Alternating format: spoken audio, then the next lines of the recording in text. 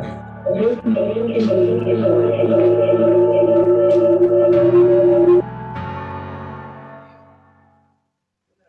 evening, all the participants.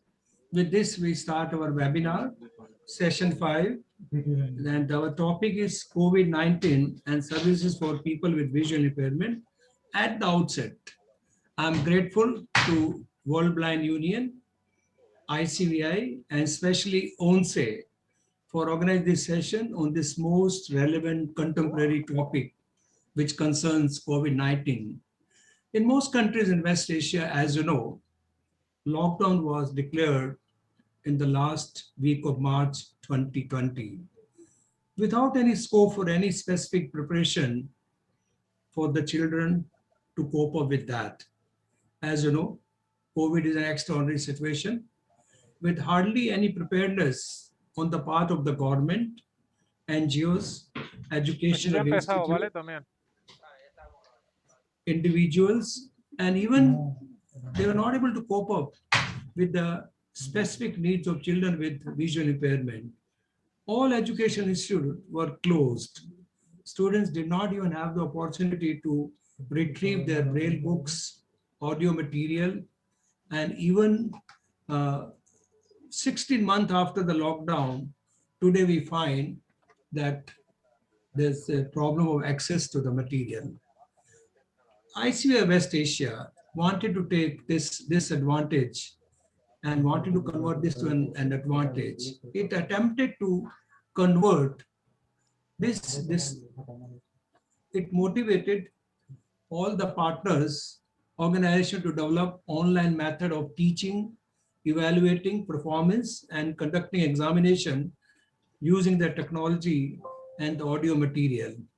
And due to hard work and persistent efforts of special educators and school management, 3 innovative initiatives have emerged.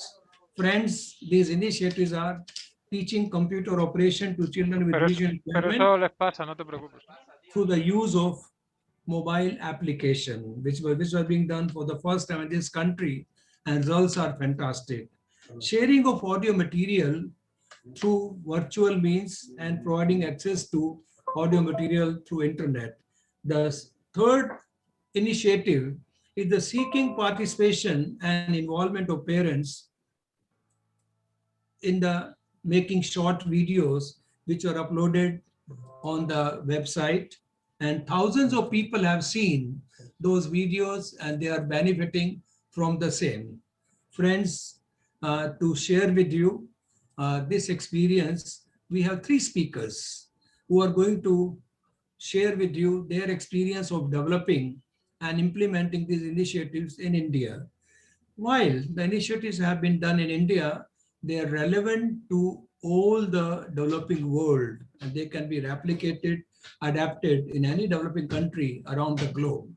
Friends, the purpose of this webinar shall be to share these details of these innovations with the participants and motivate them to evolve such cost-effective and innovative means of reaching children at their homes through virtual means during situation like COVID-19.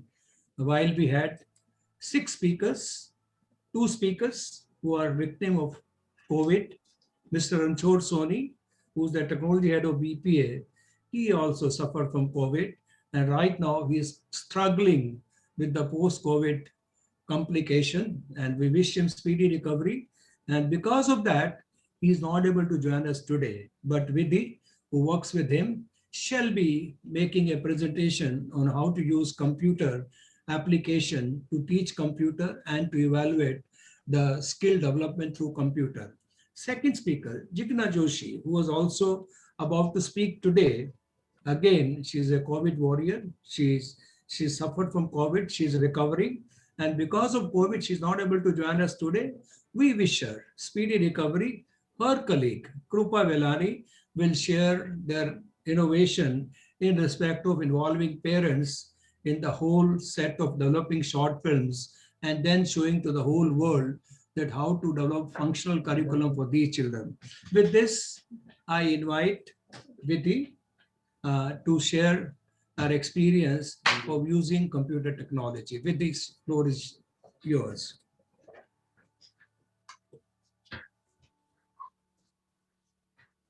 Hi, I am Vidhi Shah and I am going to present this topic. Thank you, sir.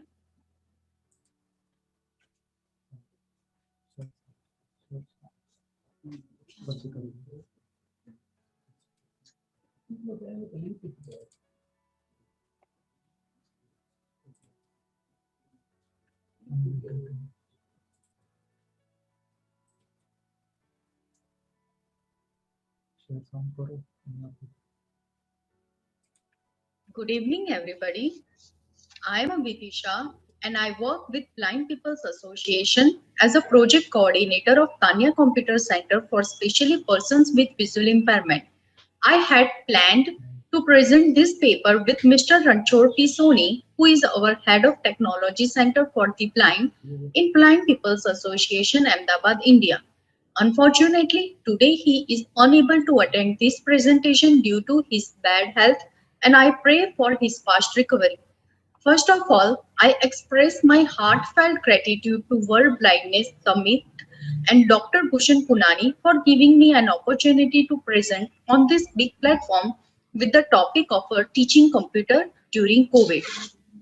As a result of our expertise on teaching computers at BPA for decades, we began our journey of establishing Tanya Computer Centers at remote areas in Gujarat 3 years ago. It perfectly gelled with our mission of providing computer literacy to students in remote areas who, for various reasons, do not migrate to large cities and thus remain left out. However, even this endeavor proved to be insufficient in the light of recent abrupt turn of events. 24th March 2020 proved to be a watershed moment in relation to combating the COVID-19 pandemic. On this day, Mr. Narendra Modi, the Prime Minister of India, announced a total lockdown of 21 days, which was eventually extended over months. It was a historic decision to save India from rapidly spreading COVID-19 worldwide. As a result, everyone was mandated to stay at home to be safe. During this time, most of organizations were mandated to undertake work from home. Even after the partially unlock, allowing organizations to operate with 50% workforce at the premises. But in my organization decided to keep the physical computer centers closed to ensure the safety of the employees and students. COVID-19 pandemic struck the world abruptly, grossly ill-prepared for such a crisis. We could not continue the way we did in the pre-COVID world. Disabled people were amongst the most adversely affected people, resulting in a sense of psychological and social chaos in their lives.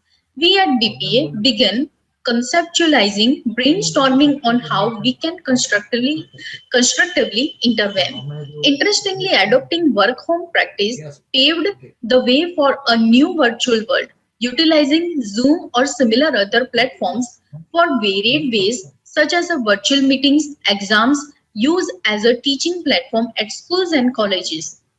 Consequently, a shiny ray of hope emerged in the lives of persons with disability also.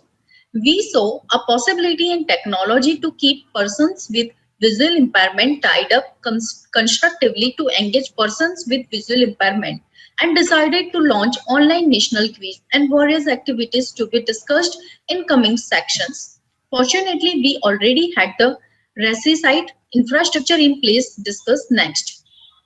As I said, we have successfully been running computer centers for a long time.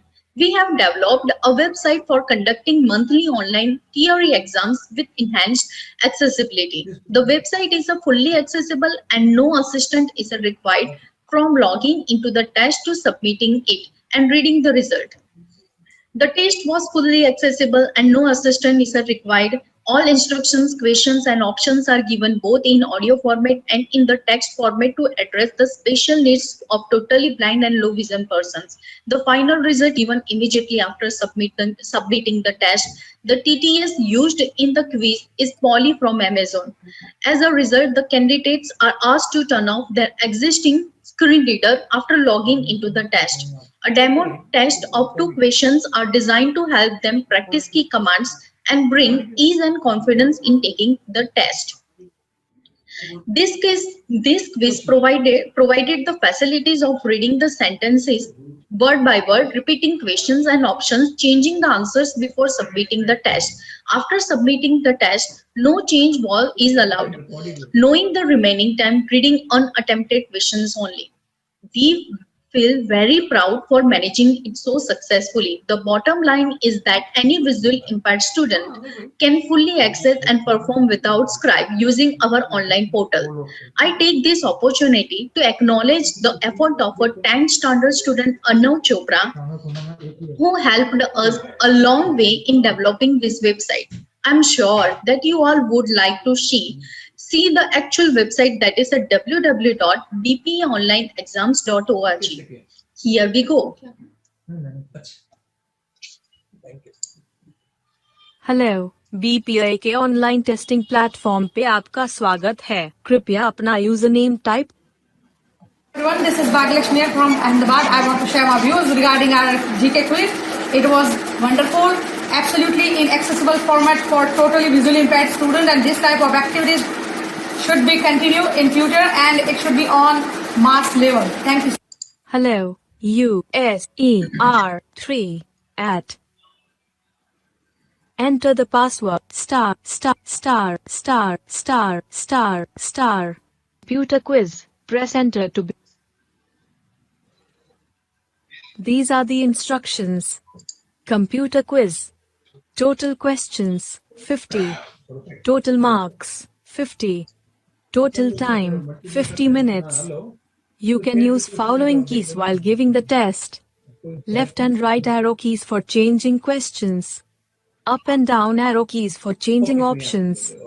Press enter to save answer. Press space bar to listen remaining time. Press A to know how many questions left. Press R to repeat question. Press M to mute the audio. To read question word by word, press Q. To read options word by word, press O. To read next word, press Ctrl plus right arrow. To read previous word, press Ctrl plus left arrow. Before you start the actual test, a demo test of 2 questions has been arranged to practice these key commands and to feel comfort in actual test. The maximum time limit of the demo test is 5 minutes. While attempting demo test, if you want to end it and start actual test, then press escape key. To start the demo test, press tab and then enter. To repeat the instructions, press I. Cancel. Question 1. Which of the following statements is not true? 49 minutes 55 seconds. Option B. Copy the data is deleted. Saving option B. Question 2. Option A. Manage version. Saving option A. Question 3. Which is the correct ascending order of memory units? You have answered 2 questions. 48 questions are still remained and total time left is 49 min 35 seconds. Are you sure want to finish test? Press enter to finish and escape to cancel. Congratulations. Your result is as below. Your total score is 2. You have answered 2 questions. Using the same portal, we launched our first online national quiz on 17th May 2020. The portal offered the conduct of quiz simultaneously in 3 languages, English, Gujarati and Hindi. To showcase our capabilities catered to larger set of learners, we decided and successfully launched our second online national quiz on general knowledge after a month of first quiz. In the same month, I began to take online courses on scripting and various programming languages such as HTML, JavaScript from all over India. Further, we capitalized the increased usage of online platform to mark a contribution on mass level. So we decided to start permanent virtual training center on 20th August 2020. This virtual training center was inaugurated. During this inauguration, it was stated that one of the most important principles of this training center is creativity is equally important as literacy. Based on this principle, we conduct various computer literacy classes and other useful workshops and webinars, which keep them busy and get fun from their home. Here is the list of courses. Like you can see that we took organized solving the puzzles, fiction writing, poetry writing, 2 batches of JavaScript, Python classes, Vedic math classes, Braille and technology webinar, workshop on a language game, Gujarati typing in a mobile phone using physical keyboards, and webinar, and so many more. We ensure quality education through benchmark reading material and regular faculties, students, and peer interaction among students. Further, we stress on paper, proper and objective and continuous to ensure quality education and greater customer satisfaction. For example, we utilized the services of an IT professional from Infosys Canada to evaluate our students for JavaScript course. As now, I am running Python class in which around 30 students are learning through Zoom platform from different parts of India. I would also like to show you few minutes of recording from the class. BER number quote right parent right. So earlier the regular practice to be provide this audio material on in concerned students pen drive and memory card. Since we did not want to put their safety at risk during the COVID pandemic, we provide digital audio material through Google Drive or WhatsApp app from and other mediums. In the end, I'm eager to share a success story with you all. We came across one progressive deaf and totally blind 12th class girl with 50% hearing loss living in small town of Gujarat. She was keen to learn basic computer. She managed to teach her by appropriately modifying our pedagogy and with constant support of her mother for facilitating her learning in the class. However, during the first week, our teacher, Mr. Anand, did struggle while teaching computer to her through Zoom. We eventually resolved the obstacles through various ways, such as roping in her mother to facilitate during the classes and beyond, providing her with recorded meeting and teaching audio material through WhatsApp one-to-one telephonic sessions to cater her specific learning needs, etc. I'm happy to share that she can independently manage MS Office application and other common applications in just a period of 6 months with us. We feel strongly that this would not have been possible without the efforts of a teacher, Mr. Dave, and support from Samiksha's mother. In the end, I thank you everyone for patiently listening to my long presentations. From the bottom of my heart, I am thankful to Mr. Ranchor Soni sir for contributing his thoughts and guiding me invariably to write this paper. I further pray to Almighty to normalize the pandemic situation. Shubham Astu.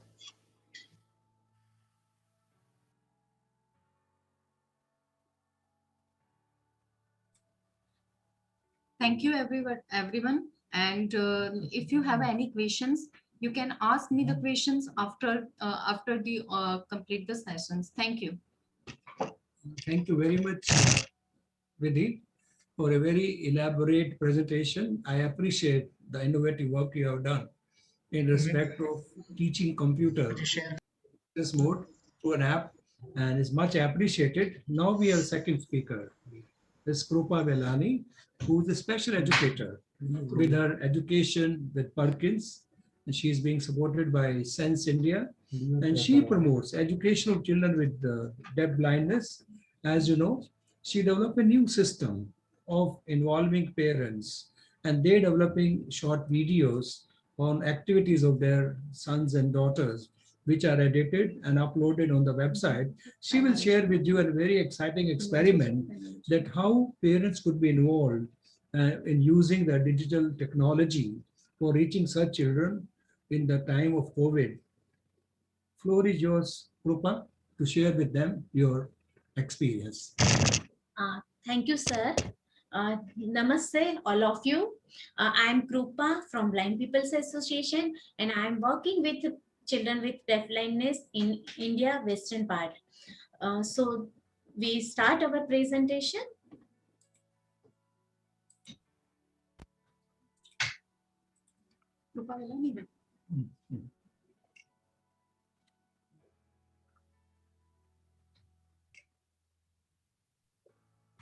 Hello, greetings from India.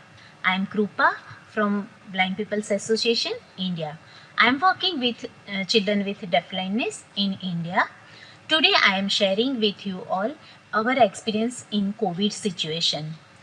The COVID pandemic has had an adverse impact for our country as well as the global economy. The pandemic affected our physical, social, and mental well being and education.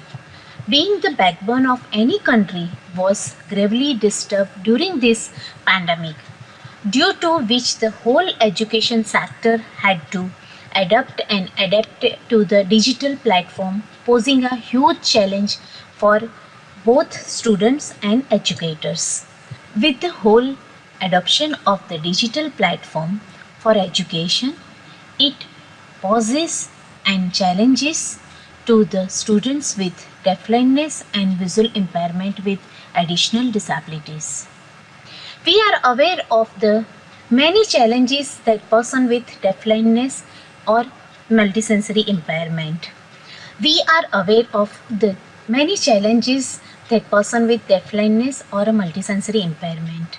They face many challenges in their life like communication, mobility, also they have a learning in daily living activities.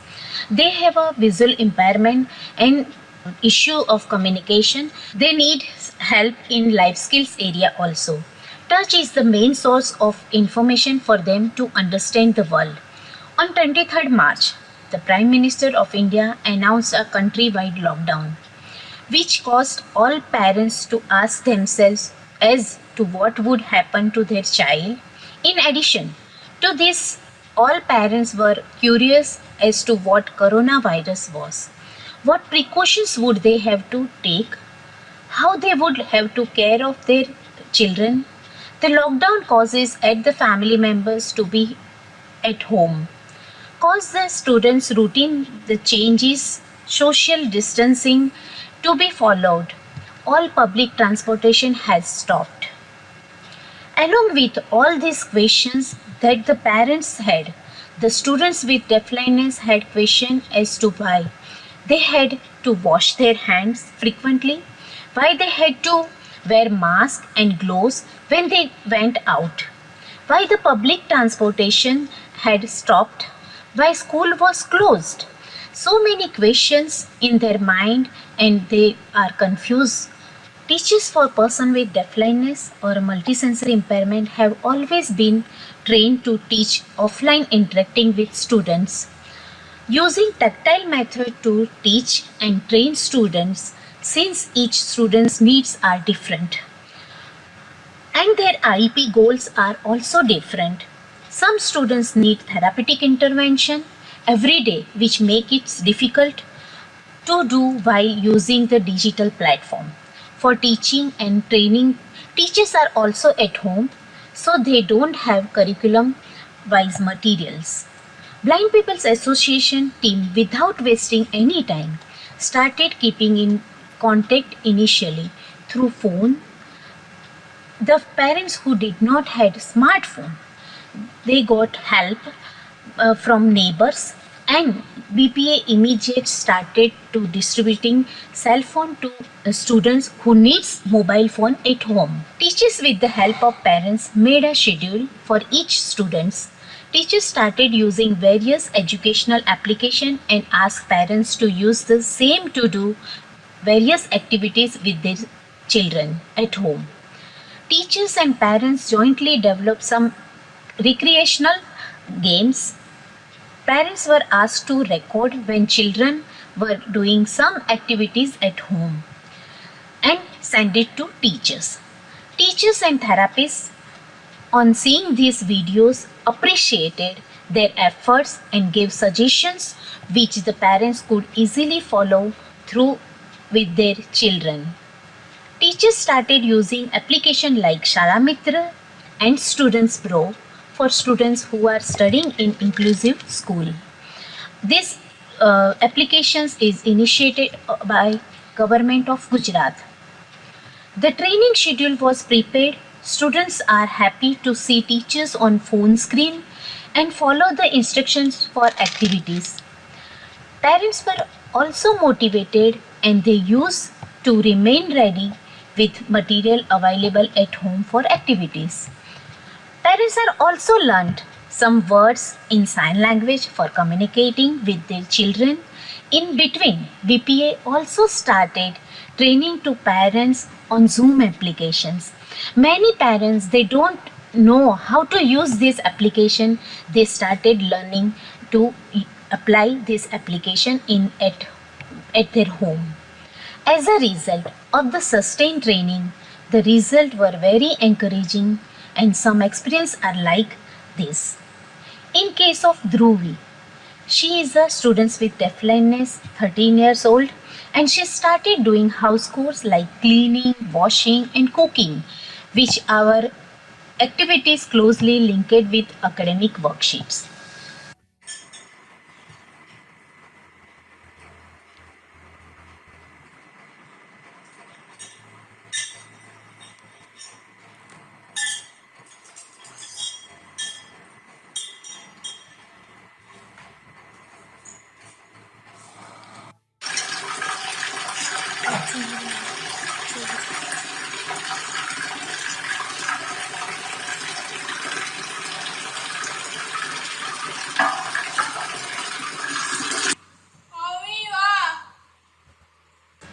Sahib, he is 5 years old child, started learning and recognizing shapes and numbers with the use of simple kitchen material.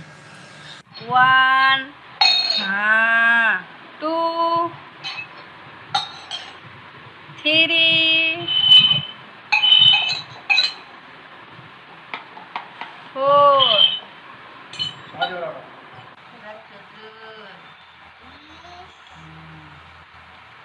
Good. Repeat. Makan. ताली मारो. हाँ. चल फटाफट फटाफट. Nikesh, he is a 14-year-old boy and he is studying in 10th standard. He also started learning curriculum and support to fathers in his work.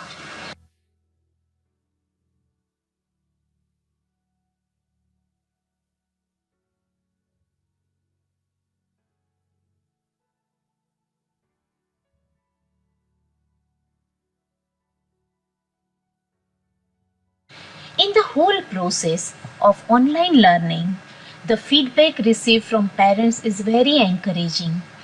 Parents says, learning happen in each and every child. Routine of children developed and sustained. Children started anticipation which is difficult for children with deafblindness. On the basis of feedback and videos collected from parents, the team of teachers and therapists developed skill-based video under the title Learning Studio, practical training guide for parents and caregivers of children with multiple disabilities and deafblindness, which is uploaded on BPA website. I am sure this training package will encourage, facilitate and guide parents and caregivers to provide needed support to children to be independent. There are more than 10,000 viewers and we are in continuous process of developing such videos in rest of the areas of development based on the need identified by parents. Blind People's Association also works in remote rural areas with children with deafblindness and multiple disabilities. During this pandemic situation, we also provided virtual training to children staying in remote villages.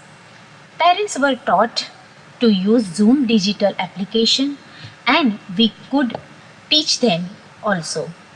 Even physiotherapy exercise were done through the support of parents. I am very happy to share with you all that we have been able to reach more than 200 children across the Gujarat state in India. I thank to ICY and Blind People's Association for giving me opportunity to share my experience of working with children with deafblindness and multisensory impairment during this COVID pandemic. Thank you.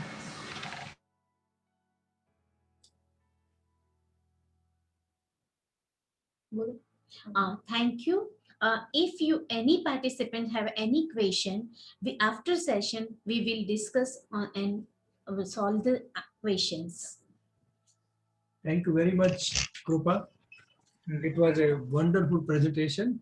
One cannot believe that while everybody was afraid of COVID, come out, you had the courage of telling the parents that how they should take care of their children, develop small videos and upload the same. I do appreciate your mammoth effort of keeping your flag flying during the situation like COVID. Congratulations. I have a small suggestion to Vidhi as well as to Krupa. Vidhi, you have developed a very interesting website. There's an application available. I request you while Himanshu will be speaking, if you can type your website on the chat so people can note down. Same Krupa, you have a very elaborate Facebook and YouTube. I request you, while Himanshu is talking, if you can type it for the participants, they will be able to record it and see your work further. You gave only 3 examples, but there are more than 400 examples which are available already for the audience to see. Friends, after listening to Vidhi, Krupa, I'll tell you a secret. All 3 speakers are probably speaking for the first time in an international forum like this. They're young, they're dynamic, but their first experience. I'm so glad that despite being the first time speakers, they've done a great justice. They've done very nice. And so is the next speaker, Himanshu. Again, a very young speaker. I mean, there's a place called Kutch. It's a district in Gujarat, which was devastated by a massive earthquake, which happened on 26 January 2001.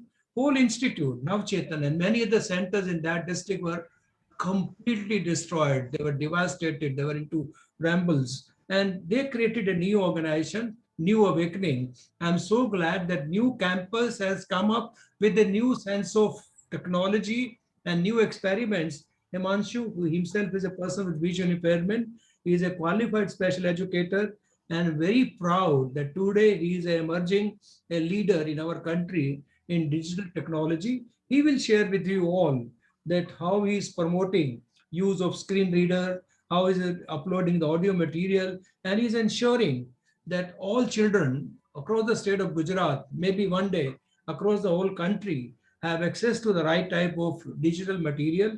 Let's see what efforts Himanshu has made in taking technology to the door of the people with vision impairment and benefiting them in the most meaningful way. Himanshu, floor is yours to share your experience. Thank you. And thank you, Mr. Bhushan Punani and World Blind Summit for giving me a great opportunity to share my experience. I'm sharing my PowerPoint presentation. Yeah, करिए. कौन करे?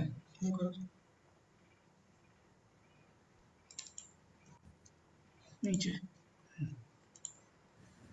Namaste. I am Himanshu Sampura, special educator from India. We are observing a huge change in our life since beginning of 2020. We have adapted lots of new things to cope. We cannot see the video. We'll share from it. Okay. Please go ahead. Continue. Cope up with the pandemic. Being a service provider, we have also adapted a few things to cope up with pandemic, especially in providing accessible material with a person with disability.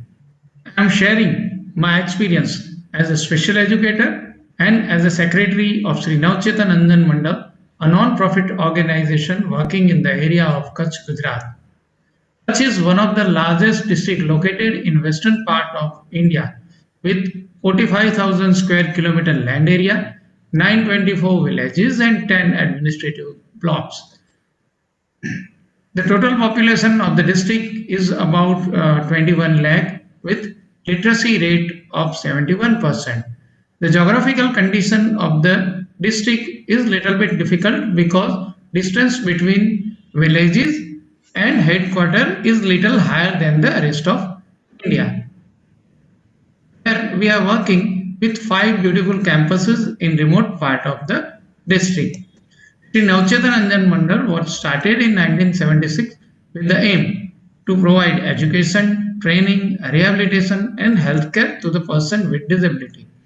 The organization is also running 3 inclusive schools, 2 hostels, each for boys and girls, industrial training center, an old age home, and field-based inclusive education program in entire district. The organization is running inclusive library including braille, multimedia, audio video, large print and e-book since 2004. The organization is also producing and distributing accessible material to the beneficiary. Because we are shifting towards digitalization, we have developed some infrastructure before COVID. We created 2,951 DAISY audiobooks and uploaded it on Sugamya Pustakalaya, an online library started by Government of India and DAISY India. We have also created 395 accessible ebooks in Gujarati and uploaded it on Bookshare platform.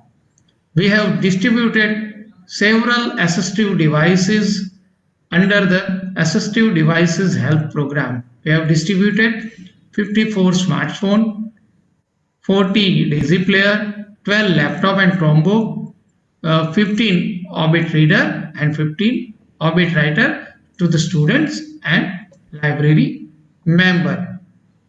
Because of sudden declaration of lockdown, we faced few challenges. Only 20% library members and students were using virtual mean for download and read books. The rest of 80% were using conventional method of getting books such as post, courier or by visiting library personally. Procurement of Wi-Fi or internet enabled device was the major challenge. All the students and members were not trained to use internet, website and application for getting accessible material. Slow internet and connectivity was the another big challenge to the all beneficiaries. To overcome these challenges, we started networking. Partner NGO such as Blind People's Association helped us for procurement of the devices with the help of donors. All the 303 library members were contacted and encouraged to use virtual mean for download and read accessible books. A WhatsApp group was started to provide continuous support to the members and students. Students of class 3 to 9 were also contacted by their class teacher and asked them to use WhatsApp, Telegram, YouTube and other virtual means for getting accessible material and cope up with their online education. We have created few accessible videos on COVID-19 guideline, WHO guideline, language activity, maps, riddles, and send it to the student and ask them to respond.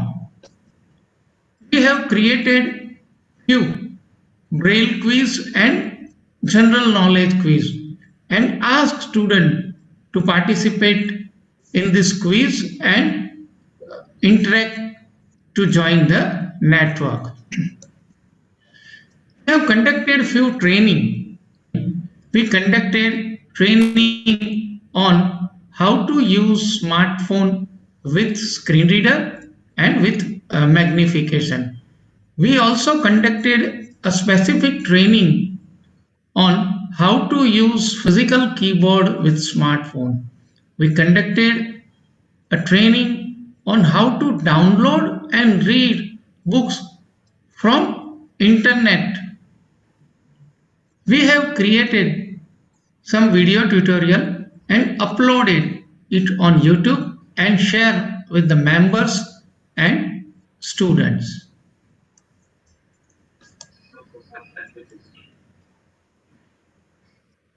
After all this, we were able to send accessible material, particularly audiobooks and ebooks via different platforms. We started with Google Drive. We sent links of Google Drive via WhatsApp and Telegram and asked members and students to download and read the books. We encouraged all the students to download their textbooks via Bookshare. We started sharing links of novels and other literature to the student and member via WhatsApp and Telegram and ask them to download and read the book. We started a Telegram channel exclusively for print disabled and share hundreds of books on it. We contact few WhatsApp group administrators and ask them to broadcast one chapter in a day in their respective WhatsApp groups. We contact few streaming services app developers such as Literature Sharing for VI and Setu and ask them to stream our material on their platform. The end result of this all effort is very encouraging. 3,500 books were downloaded from Sugamya Pustakalaya with monthly average of 650 books. Here is the chart, which is definitely showing increment in download. 77 new members joined Bookshare and downloaded hundreds of textbooks. 3,100 books were downloaded from Telegram channel. Here is the chart which showing the traffic of the Telegram channel. We would like to replicate this method in other districts also. We have already started working on it. We started training of library administration of Ahmedabad, and other districts. We hope this will change the scenario. So that was my presentation and ready to question answer after the these presentations. Thank you very much, Himanshu. It was a great presentation. I'm so glad that you created a channel like Telegram and download is increasing every month. Now, there's my request.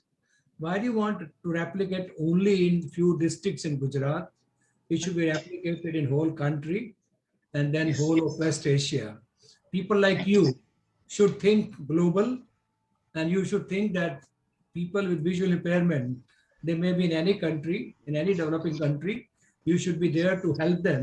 So my request is, don't keep the target only to Gujarat, keep the target to the whole country and to the whole of West Asia, because there are very few people like you who are using technology to the best advantage. You are a role model, and so you could create many other role models. We'll wait for questions, Himanshu. In the meantime, now we are fourth speaker. Like to say good evening, buenas noches, Carmel. Come on, start, Carmen. I hope you're fine. And our speaker, whom I call by the first name Carmen, she's the bachelor in civil engineering, but with masters in teacher education, compulsory secondary education, upper secondary education, vocational training, and language teaching. So nice, Carmen. You have such a nice qualification. You're the right person to speak about what's happening in Madrid, in Spain. And you are very nice that you are the head of Department of Personal Autonomy of ONCE. When I'm talking of ONCE, we are really grateful to ONCE for wonderful technology support. I never seen a conference which is being handled so efficiently. So Carmen, floor is yours. You're welcome to speak in Spanish. We'll be able to get you in English through the interpreter. Thank you. Please, Carmen. Ok, gracias, doctor Punani, y es un placer el darme la posibilidad de participar dentro de este webinar, en el que, bueno, como lleva el título el mismo, abordaré cómo se ha llevado la intervención durante la pandemia provocada por la COVID de la prestación de los servicios sociales a través de la ONCE, que es la Organización Nacional de Ciegos en España. Voy a compartir la presentación que he realizado, ¿vale? Yeah.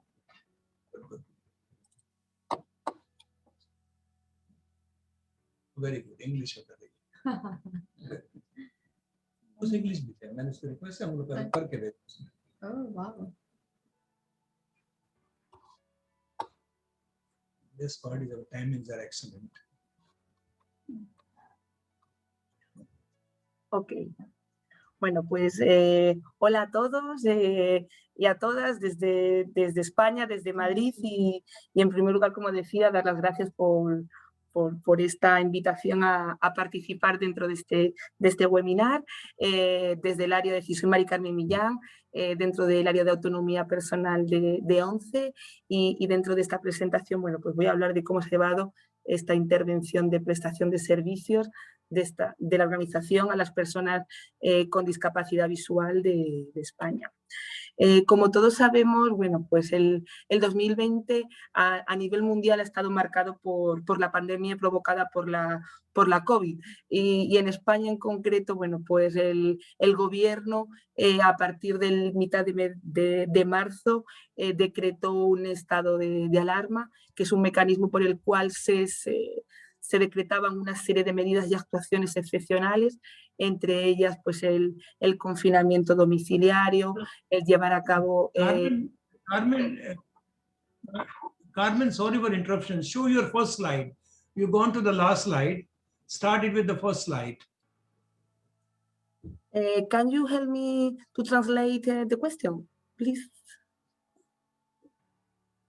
अच्छा हमारे पास है हाँ तो हम share कर देते हैं Carmen, estás mostrando la última Ay, diapositiva. sorry. Ok, vale. Gracias. Disculpa. Bueno, pues como comentaba que... No se ve, todavía no ha cambiado. Let's go to Estás the compartiendo first mal. ¿Estoy compartiendo mal? उसे बोल दो कि हम कर देते हैं Okay, Bhadresh, उसको slide. A ver We'll ahora. do it from here. We'll do it from here. Stop share. You stop share. We'll do it from here. Pues en mi pantalla sí me aparece como que estoy compartiendo. हाँ हाँ शायद पढ़ा stop share करें at least करो बात करिए ना Just go to the first one. Or you stop share, we will share from here. Perdonad. ¿No sabes compartir pantalla?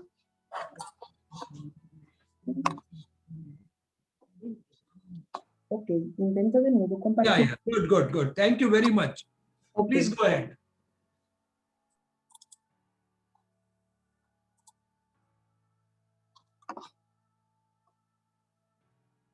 Now? Yes, please go ahead. It's perfect. Okay. Thank you. Sorry. Gracias. Bueno, pues como comentaba, en España pues se decretó ese estado de alarma que efectivamente, bueno, pues obligó a llevar a cabo una serie de actuaciones y de medidas extraordinarias, como fue el confinamiento domiciliario, el llevar a cabo medidas de distanciamiento social, de medidas de higiene, y todo ello, si para la sociedad en general fue un cambio muy sustancial en el día a día de tareas tan habituales, pues como ir a trabajar, llevar a cabo la formación, los estudios, las tareas de la vida cotidiana, pues para las personas que tenemos una discapacidad visual, esta situación conllevó una serie de problemas añadidos al no poder hacer uso de nuestro resto visual para afrontar estas nuevas medidas. Pues, por ejemplo, la distancia social o llevar a cabo las medidas de higiene y de seguridad conllevaban tener cierto resto de visión para acometerlas. En todo el mundo, es decir, en este caso, en todo el mundo, bueno, pues tanto entidades, organizaciones, asociaciones, esa situación de pandemia era todo un reto de afrontarla y de cómo llevarla a cabo. Es decir, era muy importante el cómo acometer esa situación, y en el caso 11 tuvo también que acometer una serie de actuaciones extraordinarias para poder seguir llevando a cabo la prestación de servicios sociales durante estos meses de confinamiento, que fueron los meses entre marzo y junio. Por un lado, hubo que cerrar todos los centros a nivel nacional que dispone la organización.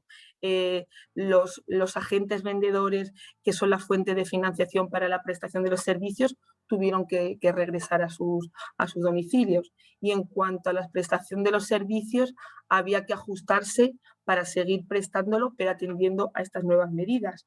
Con lo cual hubo que hacer ese análisis de cómo poder llevarlos a cabo y sobre todo de seguir estando cerca de las personas con discapacidad para poder ayudarlas.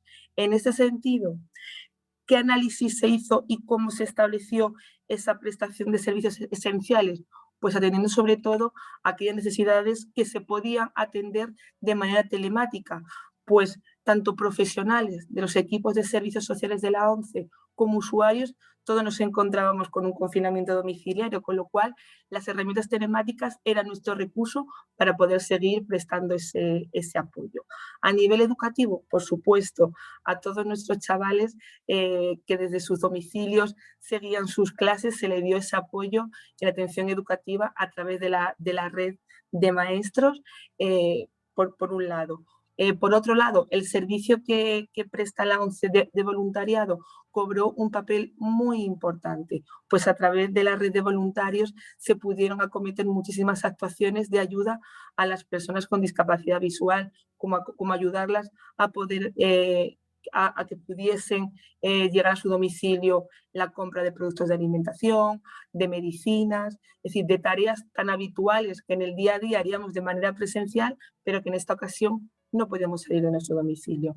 También otro de los recursos que cobró un importante papel durante estos meses de confinamiento fue a través del club que tenemos dentro de la organización, en el cual se reservó un espacio específico para poder alojar información y documentación de interés para las personas con discapacidad visual, y que durante esos meses de confinamiento pudiésemos pues, estar informados, pero poder también disfrutar de ocio, a nivel emocional también tener una serie de recomendaciones, y se preparó como todo un espacio en concreto para ello. En cuanto a autonomía personal, en cuanto a los servicios de autonomía personal, pues de este área dependen 3 de los servicios que se prestan desde la organización. ¿Y cómo hubo que ajustarlos en estos meses de confinamiento? Pues en cuanto al servicio de rehabilitación, este no pudo llevarse a cabo, pues la prestación del mismo es de manera presencial. Carmen, please change your slides also. Keep moving down. And full screen. Make full screen. Sorry? Just put the slides down. Your slides are not moving.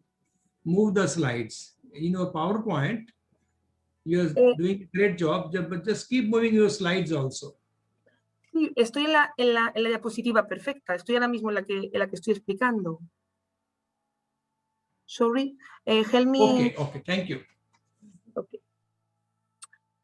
Como decía, en el caso de rehabilitación no se pudo prestar ese servicio por, bueno, pues por efectivamente tener que ser presencialmente y tanto profesionales como usuarios estar confinados en nuestros domicilios. Por lo tanto, sí se mantuvo una atención mínima en cuanto al asesoramiento y las consultas que pudiesen llegar.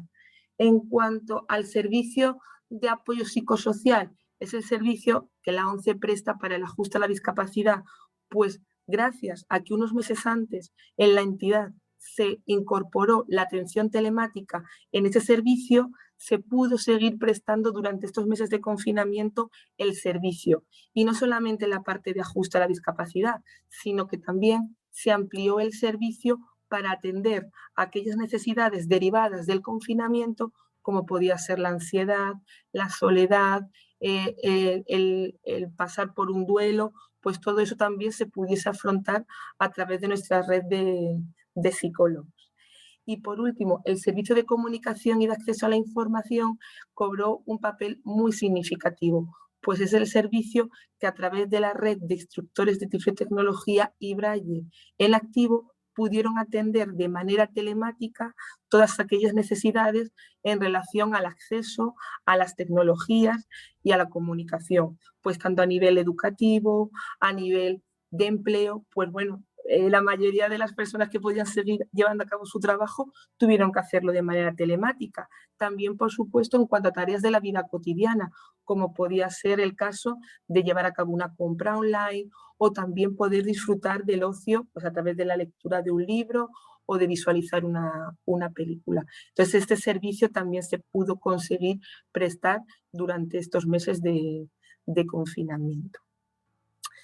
Una vez que ya se tenía, es decir, ajustados estos servicios y que además fueron pues, semanas muy difíciles para toda la población mundial durante esos meses que la pandemia pues, afectó a muchísima población, pero también había que mirar de ver cómo ante esa nueva normalidad, que fue un concepto que en España se incorporó, es decir, una vez que la situación iba remitiendo, cómo restablecer los servicios. Era otro de los objetivos que la organización se marcó a principios del mes de junio.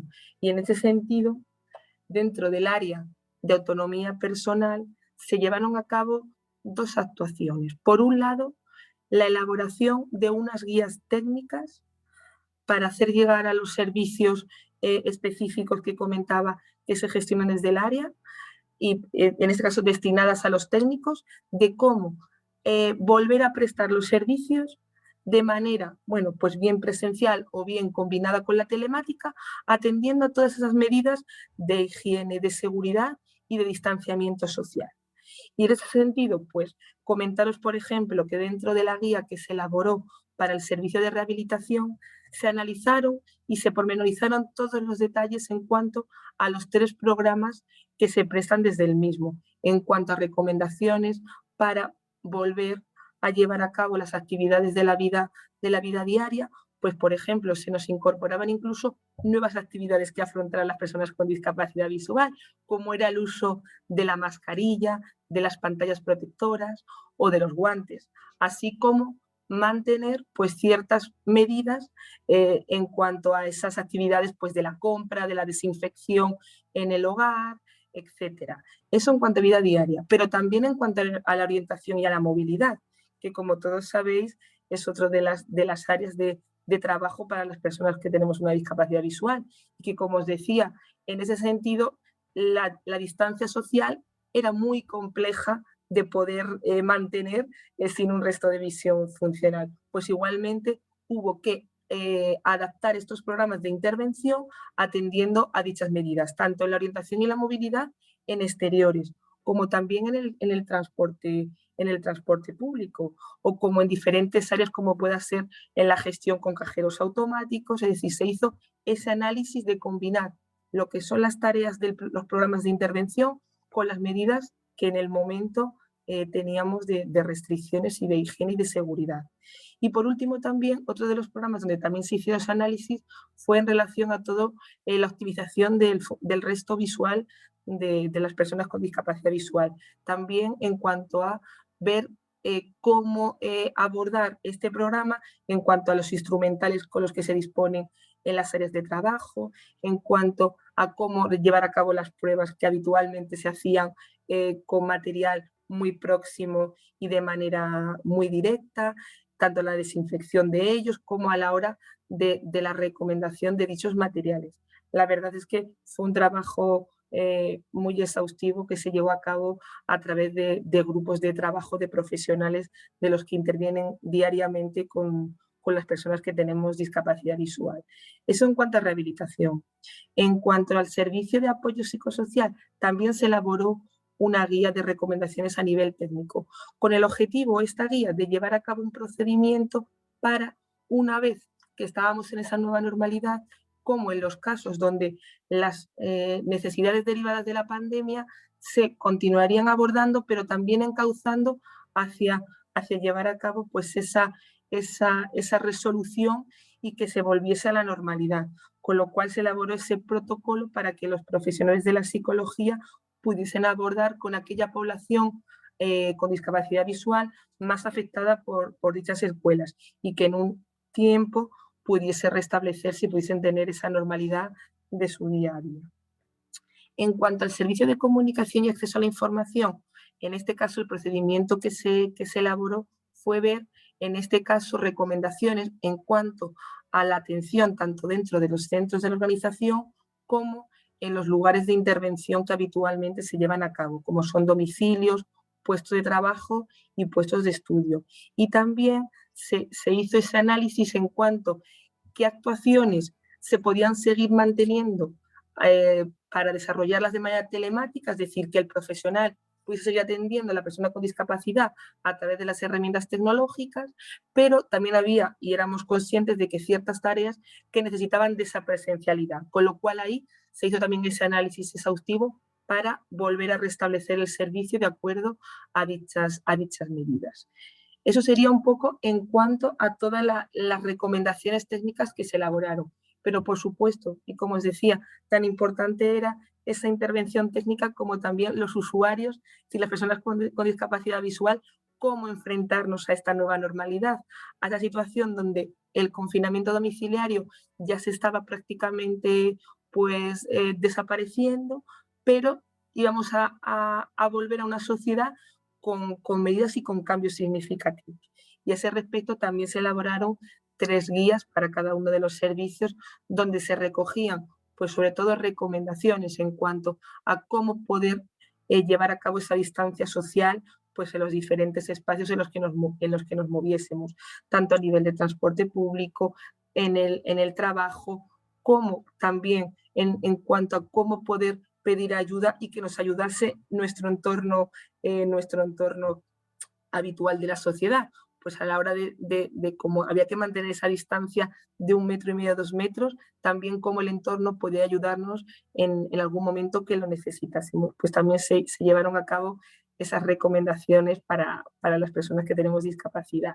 También, en cuanto a tema telemático, pues por supuesto, en cuanto a tecnología, también se recogieron esas recomendaciones, viendo un poco, pues sacando de esta situación con tantas connotaciones negativas, esa parte positiva de qué tareas podíamos volver o podíamos seguir llevando a cabo de manera telemática.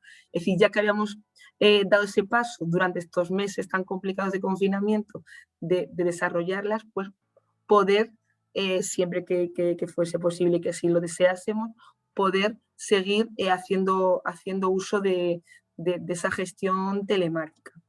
Y en cuanto a nivel emocional, pues también se preparó esa guía donde, por supuesto, lo que se recogía era pues, reflexionar sobre la situación que habíamos vivido, a la cual nos íbamos a enfrentar y, sobre todo, dotar de recursos para afrontar la situación a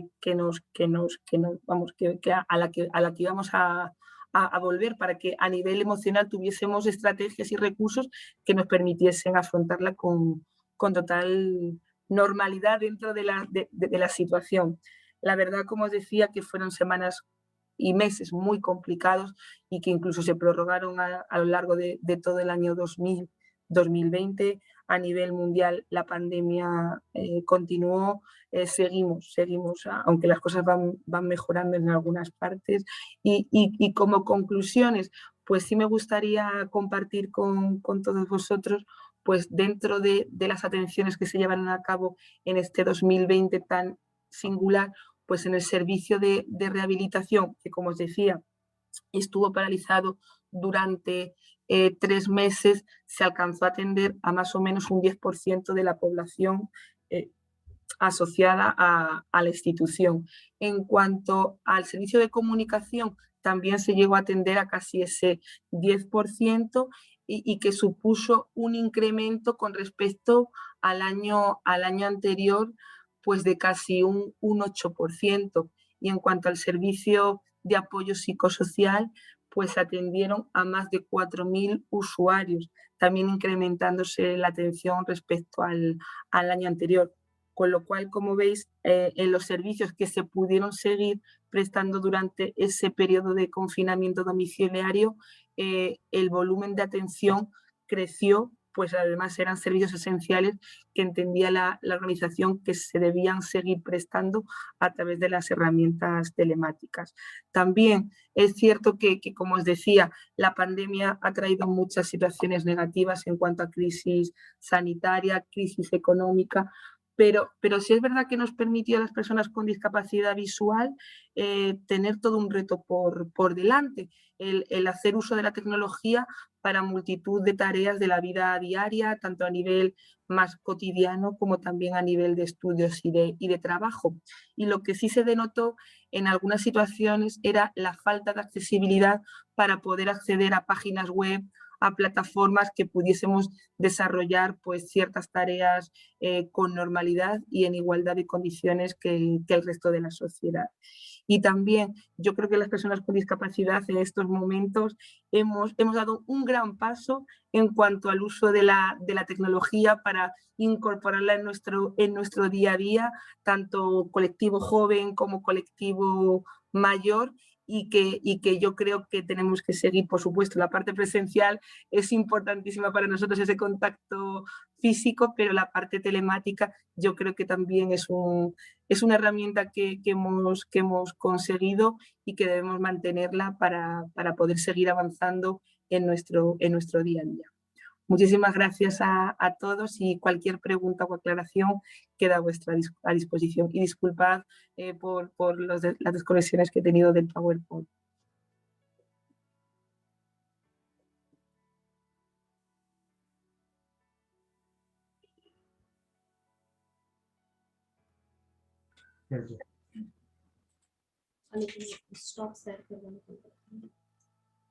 Thank you very much, Carmen. It was an excellent presentation. We all are very much impressed with a lot of professional work you did in Spain during the COVID situation.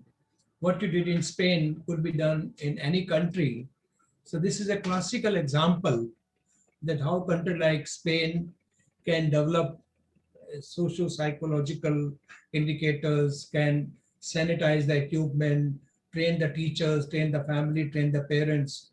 It's really wonderful. I request the participants to learn from experience of Spain. And I must tell you, Carmen, you are a good speaker. Thank you very much for putting PowerPoint in English so people could really understand very well.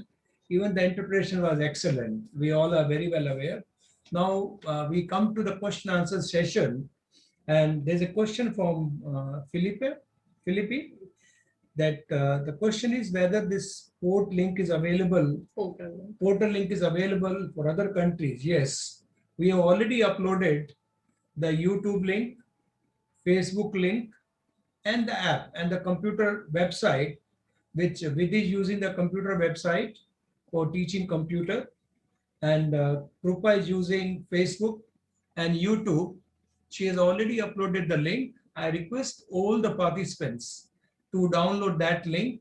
Of course, that may be in the local language, but the children's language can be read by everybody. Their action can be seen by everybody. I request Carmen also to upload her website where this material is available. So Philippi, this material will be available through the chat box. You can take the sites from there. And if anybody has a question, one can raise the hand or put the question through the chat. Either will be fine.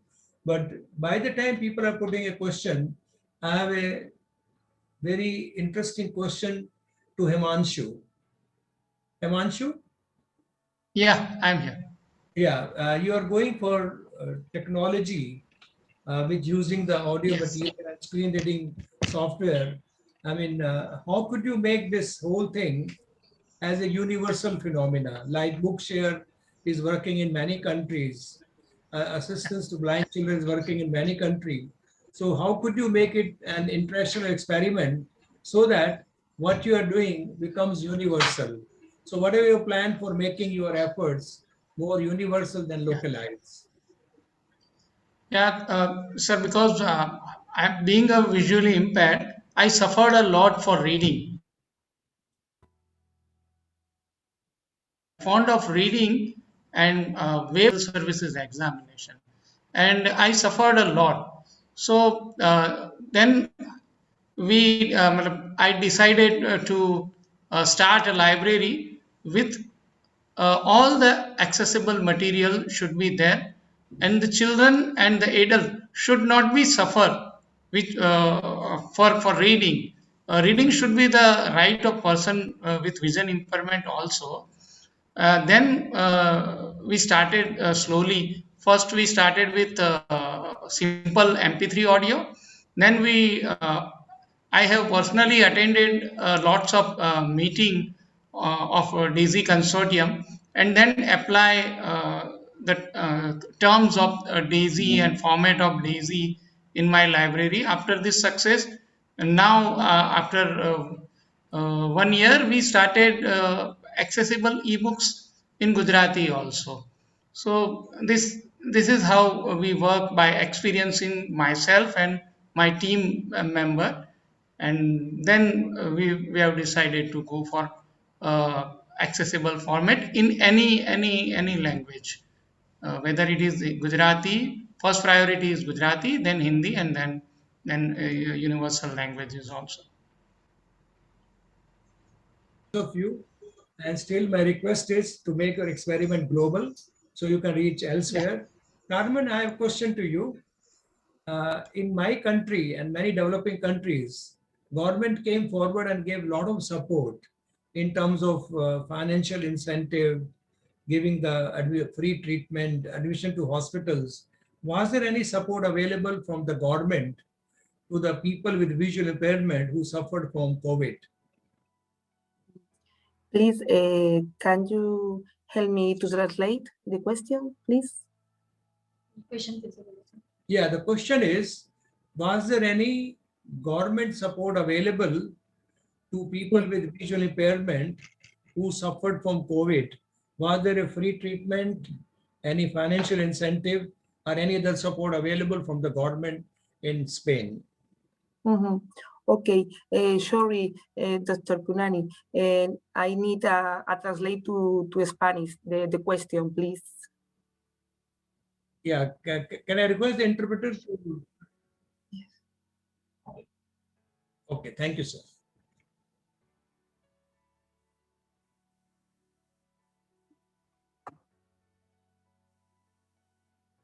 Should I repeat? No sé si... Yes, yes. Sorry.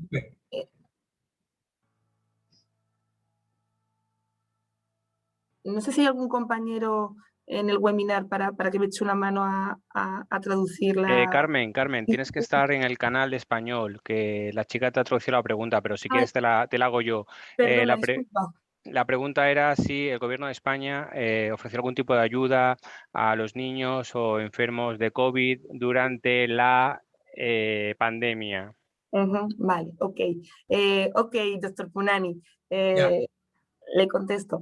Pues en este caso, a través de los equipos que tenemos a nivel educativo, donde efectivamente cada una de las áreas del territorio español hay profesionales de la administración del gobierno y también de ONCE, en ese sentido apoyaron, por supuesto, la intervención de los alumnos en continuar la atención educativa desde sus domicilios, por supuesto. Ahí hubo esa coordinación para ello. Very good. Thank you. Sorry. Nice. Gracia. Like to ask Vidhi. Vidhi, you are teaching basic computer skills. Could you tell the participants, is it possible to teach programming through this mode of teaching? Thank you, Punani sir. Of course, yes.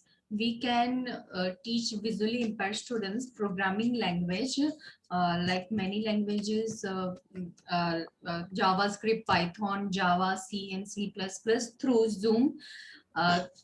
Zoom platform, because in the Zoom platform when there is a sharing options and share sound options are available, so that visually impaired from their home they can listen NVDA voices and what I am talking to, what I am learning, teaching to them, and they can listen the platform. And now everything softwares of this programming language are accessible, so they can do programming and we can teach the programming language.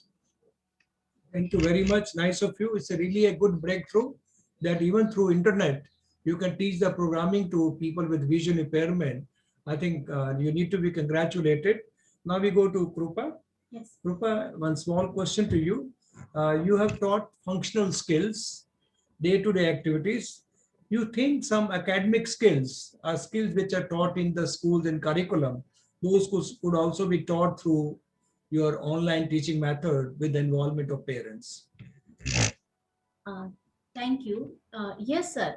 We can teach through a Zoom meeting, and we teach parents also first how to explain the students, and we also use various applications like Shala Mitra, because in that application pictures and like a learning material and writing material are there, so that parents and students both understand that material, like a curriculum, like first standard curriculum. It's like we call it color of book. So that whole lesson is in that color of book, and that with the picture and writing material are there. So we do the same sign and tactile material show to the mother, and mother same thing showing to that child. So child is learning it same at home. And also now children are so intelligent, they call teachers through Android phone, and they talk with the teacher.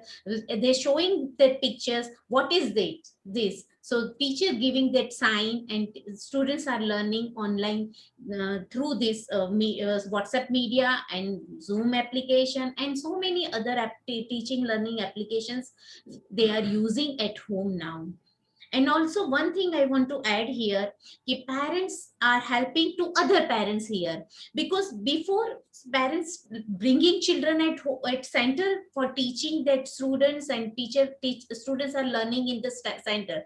But now parents are all, more aware, and they connect to each other, and they use WhatsApp video call and talk to each other, and students are learning through this meeting and through the curriculum. Krupa, thank you very much. It's a very good lesson that parents are teaching other parents. Why not other siblings? Why not the brothers and sisters? Any comments on that? Why only parents? Yeah, parents also helping, but many students, like in a Nikesh case, Nikesh brother is 1 year older than him, but he's teaching him to sitting with Nikesh and learning from teacher what I have to teach today, what lesson I have to teach, and he's opening the books and helping to the Nikesh. Like so many students are in remote areas, because one sibling is elder than that student, that elder students is helping to younger one. So this also is happening. So siblings and friends and also neighbors, because neighbors are giving their phone to that persons, and that parents, that neighbors are like helping in community. It's more of a community movement. Thank you very much. I want to request the ONSE host. 3 people have raised the hand. Is it possible to unmute them? Ranchod Soni, Bori, and Antamela. Is it possible, sir? Could I check with the host?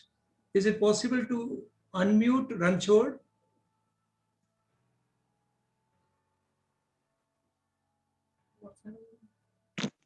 Tienen los micrófonos abiertos. Okay, Ranchod, can you unmute? Ranchod, you have to unmute yourself. And Boris, son, you can also unmute. Please unmute and ask the question. Hello. Yeah, go ahead. Go ahead. Yes, Ranchod. Yeah. Yes, Sir, can I? Yeah, please speak up. Actually, I wanted to know. Sorry. Okay, hello. Particularly about. Sorry, sir, there are 2 disturbances here because I'm not in the. But if I can try, my question was to the lady from Madrid, I suppose, that. Carmen, this Carmen. Yeah. It was indeed a difficult job, and how they managed was very difficult. In fact, I could not read the transcript, so I could not understand much. But still, in brief, if 1 or 2 lines, if I can come to know what was the crux of what actually, because it was, I think, visually explainable, but not possible for me. Actually, Ranchod, there was a translation available, but one has to go for the interpretation option. I request Carmen, could you just say a few words of your big achievements in your efforts? Oh, okay. I didn't know that. Yeah, it was available. It was available. We all heard in English. And then last thing, I just wanted to add to what Vidhi said.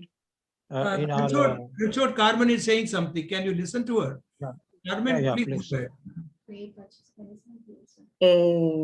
Gracias, Franchut, por tu pregunta. Y sí, puedo hacer esa breve repaso por cómo se ha llevado a cabo desde la Organización de España la intervención durante la COVID, que doctor Punani, sí, un par de minutines y hago un resumen muy breve.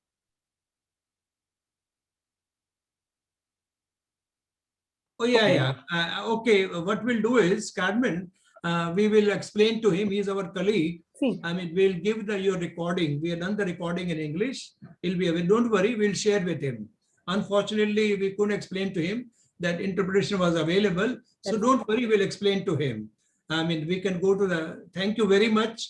It was, I think we should have explained to him in advance that ONSE is doing a wonderful job giving the simultaneous interpretation. Believe me, this is the first time that we have such efficient interpretation. Congratulations to the interpreters for doing a wonderful job. So we'll explain to Ranchod. Yeah, Soni sir, Ranchod will explain to you. We'll provide you a recording. Right? Sin problema de compartirlo. Yeah. Thank you, sir. Thank you. Then Bori, could you ask your question? BS, we can see you on the screen, your hand. Yeah, go ahead. You are unmuted. Yes. I want to know that what is the most difficult during the pandemic for the blind people in Spain? Carmen, is question to you. Yeah. Ok. Pues quizás, gracias por la pregunta, pues quizás la mayor problemática ha sido el cómo acometer, como comentaba, esas nuevas estrategias de distanciamiento social, de llevar a cabo esas medidas de higiene y de seguridad en los diferentes entornos, a nivel laboral, a nivel personal, incluso aquí en España y bueno, entiendo que en muchísimas más partes del mundo, el acceso a, por ejemplo, una actividad tan cotidiana como hacer la compra estaba regulado de tal manera que había que hacer colas, no se podía tocar los productos dentro del supermercado, es decir, que había una serie de limitaciones que para las personas con discapacidad sin resto visual fue el mayor reto. El cómo poder afrontar esos nuevos conceptos que la pandemia nos trajo.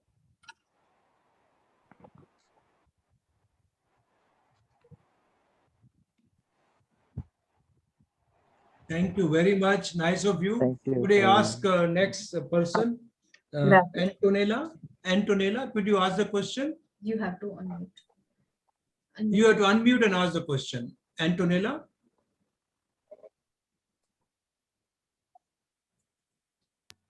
While Antonella doing Bharat Joshi, you have a question? Unmute and ask. My questions to all panelists. The COVID-19 has challenged the education of children with blindness. How we can impart the basic foundation skills such as writing and reading skills to children with blindness through virtual mode?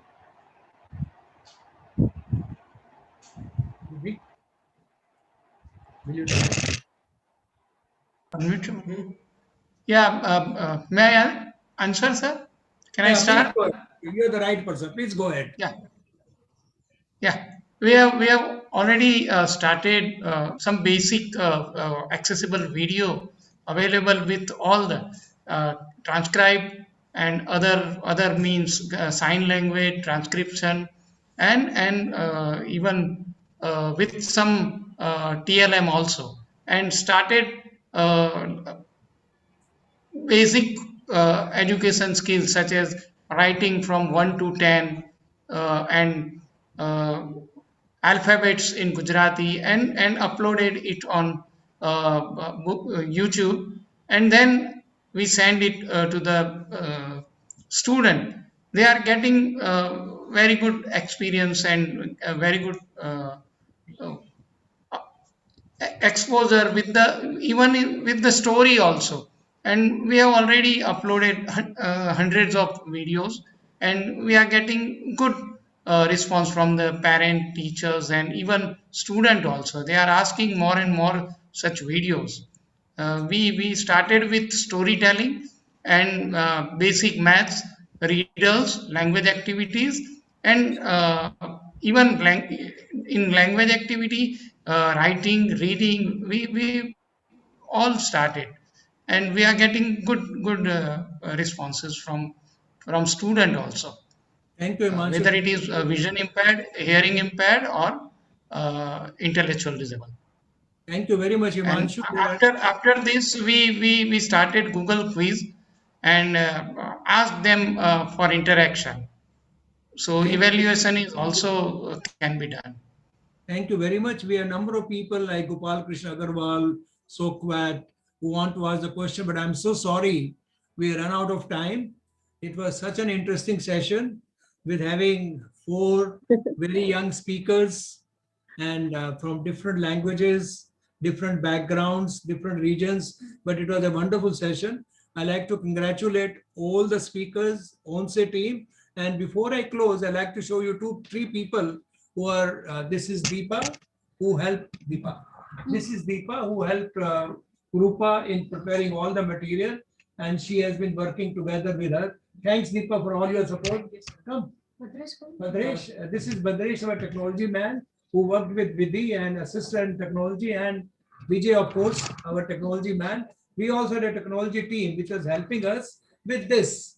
I once again congratulate all the young speakers.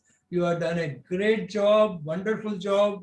You gave very good information. There are a lot of questions, but I'm so sorry, as the speeches were so good, we could not stop them. So next time, we will share email ID of all of them. You can write to them. You can ask them on WhatsApp. With this, thanking all the participants, thanking the technology team, and thanking everybody in Blind People's Association and ICVI. With this, we conclude the whole session. And you can see the whole panel. This panel is before you. And thanks to the whole panel, I'd like you to clap for the whole panel for a wonderful job. Thank you. Thank you. Bye. Take care. Bye. Thank you.